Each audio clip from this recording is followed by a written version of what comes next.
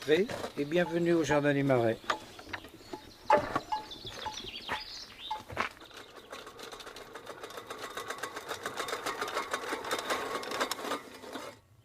La pelouse ici est tondue tous les jours, près de 300 fois par an, avec cette petite machine sans moteur pour respecter le silence des végétaux. Oui, il n'y a pas plus bruyant que l'homme sur cette planète et j'aime entendre les grenouilles et les oiseaux chanter. J'ai réduit les surfaces de tonte. Et mes théories au jardin d'ornement, c'est les allées font le jardin et les bordures font les allées. C'est en tondant chaque jour qu'on va supporter et sentir la présence du jardinier, supporter le jardin sauvage et en mouvement qui n'est pas un jardin à l'abandon.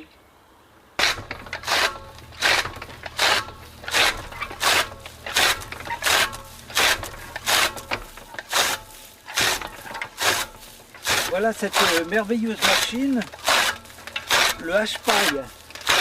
Le hache-paille, autrefois, on s'en servait pour nourrir les chevaux. Et moi, c'est mon outil de base pour recouvrir mon sol. On peut remarquer que je broie des roseaux verts et des roseaux secs pour respecter le rapport carbone-azote. C'est les lois du compostage. Et le résultat des roseaux broyés, ou des fleurs fanées, ou des fougères, peu importe, va me permettre de recouvrir mon sol du potager. C'est le compostage en surface. Ça n'exclut pas le compostage en tas.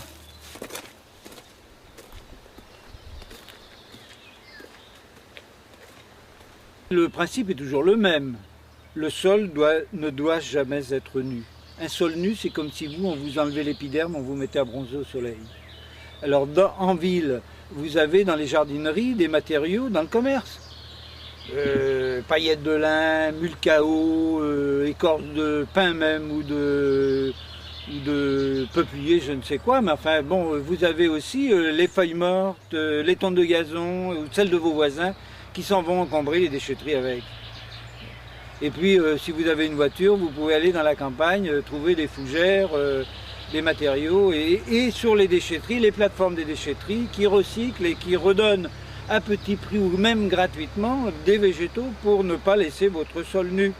Il faut donner avant de recevoir, il n'y a pas de secret, il faut des apports de matière organique.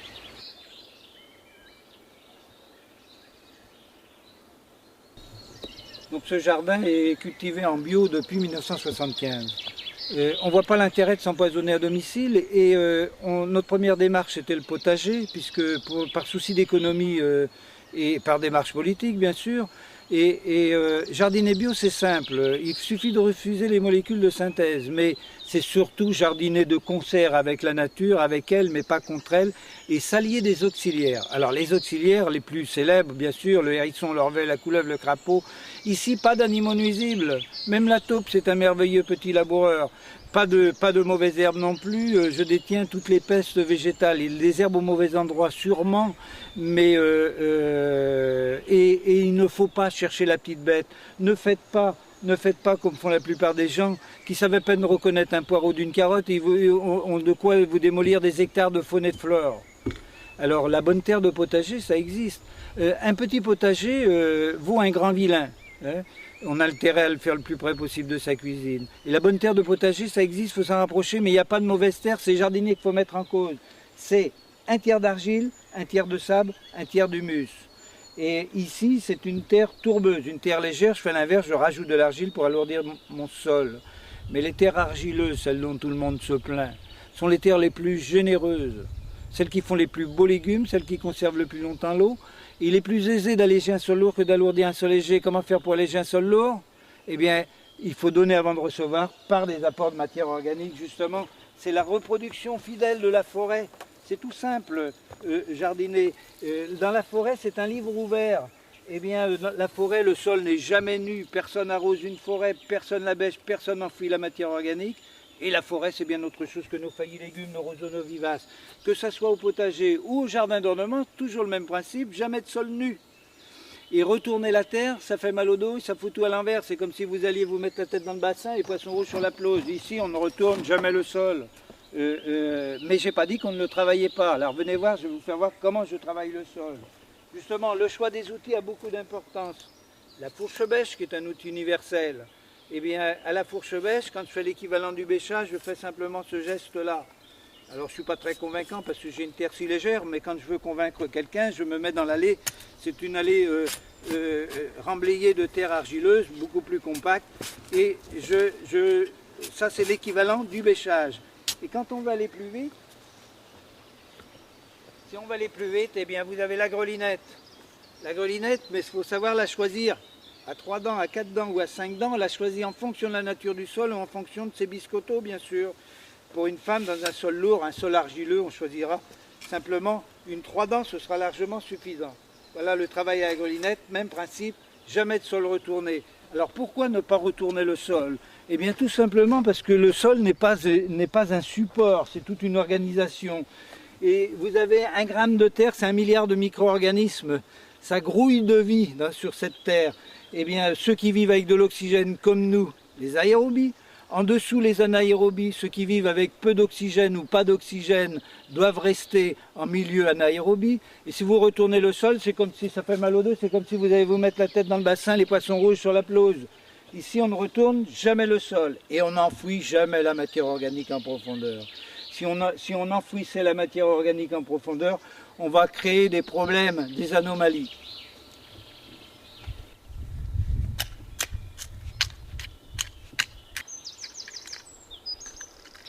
Les légumes sont associés, car les légumes, c'est comme les gens, ça peut se contrarier ou se bonifier. Voilà pourquoi j'ai choisi des planches d'1,20 m, d'une part pour ne pas offenser ma terre, ne pas la tasser inutilement, et d'autre part pour pouvoir associer les plantes.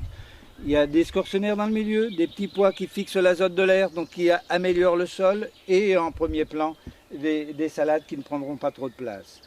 Ce sont les associations, les légumes, c'est comme les gens, ça peut se contrarier ou se bonifier, c'est pas mis au hasard. Alors, un classique, c'est poireau-carotte, l'odeur du poireau chasse à mouche de la carotte et vice-versa, mais on ne met jamais de choux avec les poireaux, ça ne s'entend pas, c'est comme les gens.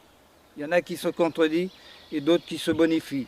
Et les planches sont numérotées pour assurer les rotations, car on sait très bien que les choux, les crucifères ne doivent pas retourner au même endroit avant 4 ou 5 ans.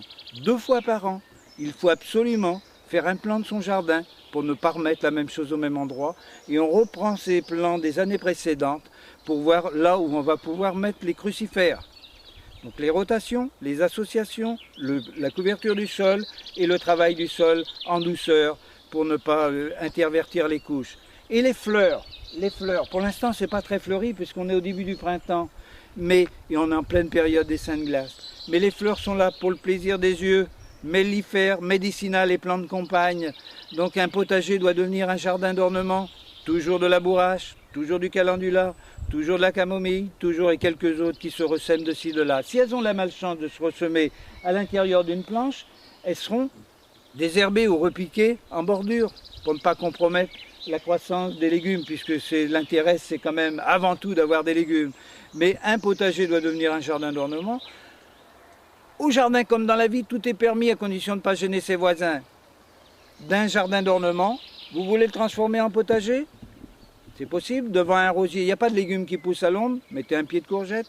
Mettez un pied de courgette avec les hémérocalles, c'est aussi beau dans le parterre de vivaces. Un pied de tomate devant un rosier. Avec des volubilis sur des grillages ou des bambous, faites monter des haricots à rames et voilà, votre potager est fait. Que ce soit un potager ornemental ou un jardin d'ornement transformé en potager, peu importe.